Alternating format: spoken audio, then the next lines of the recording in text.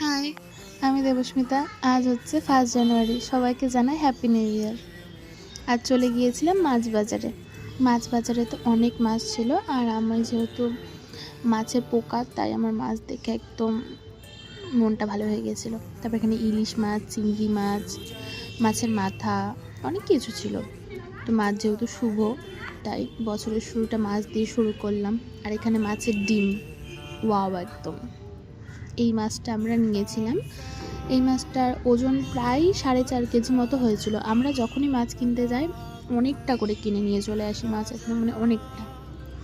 তারপরে এখানে আমাদের যে মাছটা নিয়েছিলাম ওটা ছাল ছাড়িয়ে দিল।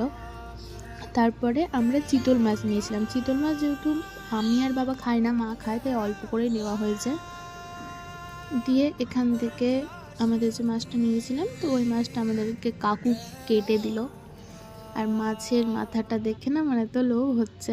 আর এই যে মাছের তেল, শীতের দিনে মাছের তেল গরম ভাতে যা লাগবে। তারপরে মাছ কাটা হয়ে গেছিলো, তো আমরা সম্পূর্ণ সব কিছু নিয়ে বাড়ি আসছিলাম। ওখানে ফুলের দোকান বসে, অনেক ফুলের দোকান বসে।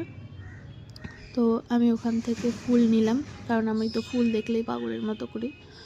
যাই হোক, আমি যখন এখানে পড়তে যেতাম প্রায় দিনই আমি এখান থেকে ফুল নিয়ে আসতাম। আমি আর আমার একটা বান্ধবী গিয়ে, মানে ফুলের প্রতি না আমার একটা আলাদাই টান আছে, মানে ফুল দেখলে আমি পাগল হয়ে যাই।